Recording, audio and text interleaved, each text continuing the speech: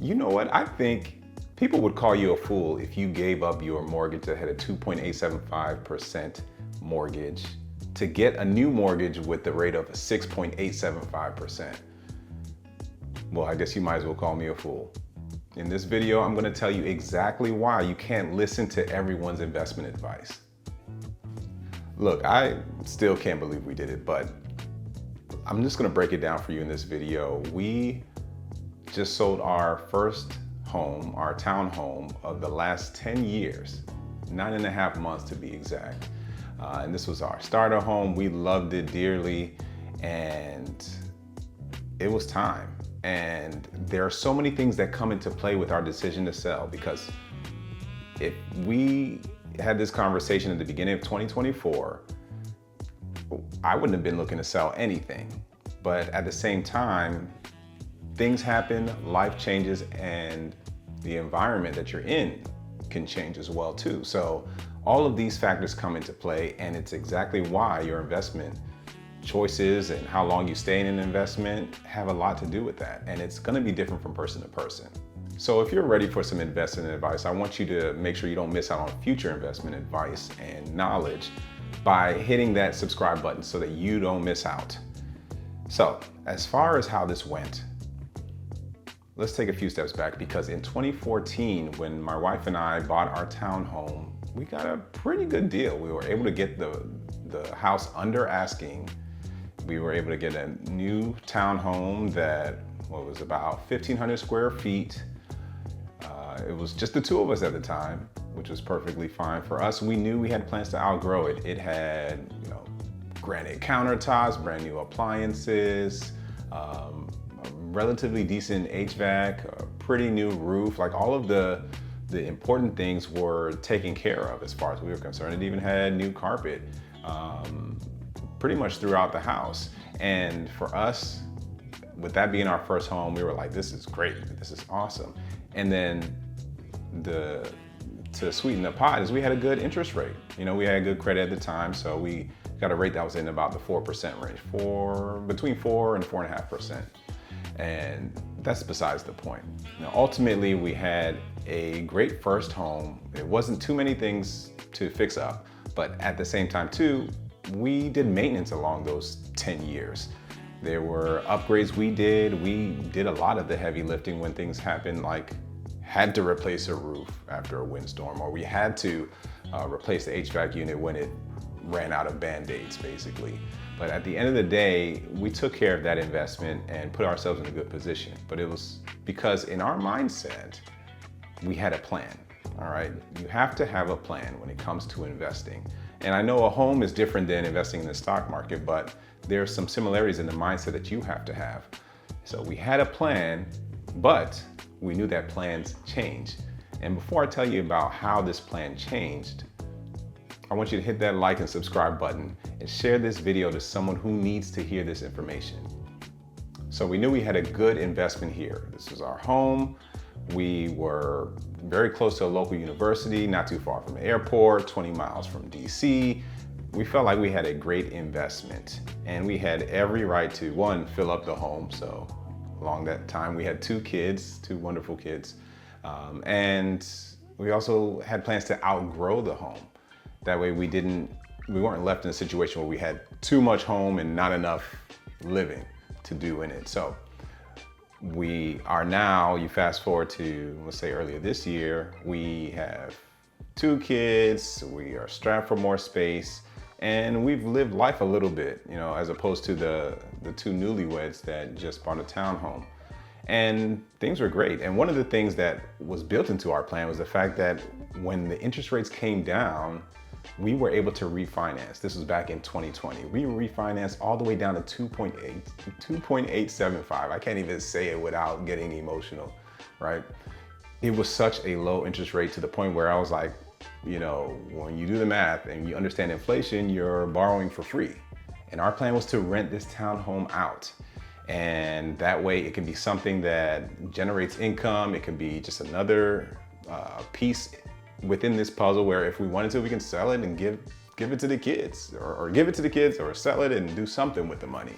all right? But it would be an additional bargaining chip that we would have as far as our investments were concerned. And yes, we already have the stock market portfolio and those investments. That's completely separate from how we would manage investing with our home. But we knew that plans would change. In fact, that's very common. And when it comes to people, plans are always going to change. And our minds kind of changed. We were different from who we were when we first bought the home versus who we were when we refinanced about 4 years ago versus who we are now. And we decided to make some changes. You know, life, just from our perspective, started to seem like it was going to be short. We looked at the age of our kids being 6 and 8 years old. And when we did the math, we're like, they're not going to be in our home much longer if you consider, you know, when they transition to their adult years. And we know that we like to entertain. You know, I work from home. I want an office. I wanted a garage for our cars. All of these different factors come into play. And, you know, when we think about the amount of times we have holidays with our families or have our parents or our grandparents around, those times are very, very limited. And we got to a point where we were like, you know what? Let's look at some things and decide if we really want to do this, because the life that we have now is the only one that we have, and we want to do the best we can with what we have.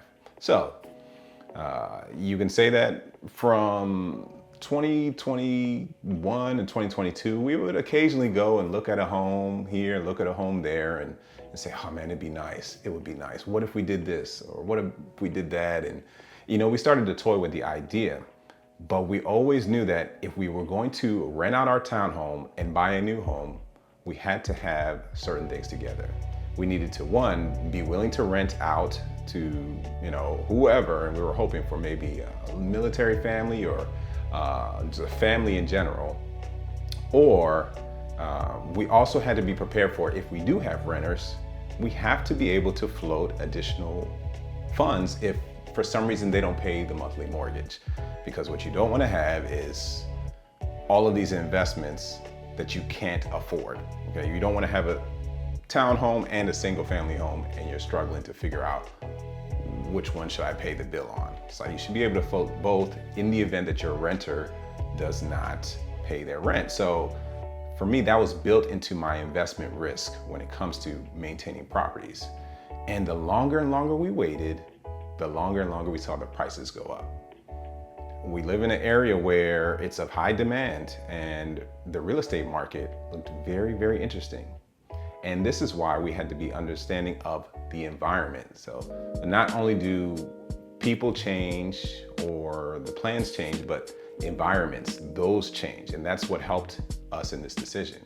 Because we understood the area we lived in fact, we've been in this area. In fact, let me take a step back. I've been in the DMV area my whole entire life. And then the Northern Virginia area of the DMV, I've been here for the last almost 19 years. And you start to see or notice these patterns and understand, hey, what's this area worth versus this area? You start to understand some things. And as I did more research and understood the environment that we lived in locally, I was like, man, I don't know if these prices are really gonna come down. And then we factor into account the financial environment. All of 2023, in fact, the majority of 2023, Fed Chair Jerome Powell consistently said that we're looking to, decrease rates when it comes to 2024. And with that in mind, at the beginning of this year, we were like, hey, if we are able to get our new home before the rates start to dip, we will be ahead of that influx of people who are trying to buy just because they are now dependent on a few basis points or not. So there are some people who are ready to buy and those who are ready to buy only if certain conditions are in play. And we saw that if we were to give up our townhome, we would be in that position to make that decision regardless of the interest rate. So for us, we said, well, let's get ahead of the rush before they decrease the rates and get the home that we want so that eventually we will refinance when the time is right. It worked when we did it with our first home, and we're waiting for it to work now. So we are now in our new single family home and we don't have any regrets. It took a lot of wrestling with ourselves in the sense that we had to decide, hey, do we want to give up this investment or do we want to live with a little bit more wiggle room and some more peace and room to entertain and just spread out a little bit. Now I have a gym in my basement, I have an office, we both got closets and things like that, walk-in closets, stuff that we can really enjoy. And more space for the kids, a yard that they can play in, and just a lot that we can do that we couldn't do in the townhome. So again, we looked at ourselves, we looked at the environment, and we looked at our plans and realized that the only thing we could change were our plans. The environment we had no effect over, and we realized that it was time anyway for us. We wanted to do something a little bit different and grow, or we had outgrown what we previously had and we wanted to step into a new adventure. And I have no regrets. I just think about the mindset I had to have to prepare myself to get into the real estate market and sell one home while trying to buy another. And I had a great realtor that really ushered me through. So you'll be able to see some resources in the link below if you're ever in the DMV area, you want to use a great realtor. But at the end of the day, we looked at what we could change and we realized that I have no effect over the environment, not enough to change the interest rate. So I don't have the power to change the financial environment either. All I can do is understand my temperament and then make my decision from there. And that's what comes into play when it comes to investing. Similar to the stock market, you're gonna feel like you're seeing the tech sector do extremely well, and it is, right? And you may have this feeling that you might have missed out, and there are gonna be times where you're gonna feel like you're overpaying. And it really has a lot to do with the value that you get out of your investment. So I want you to consider that, and I have a video that I need you to watch if you're trying to wrestle with the value of something you paid for versus something that you feel that you received. So check this out.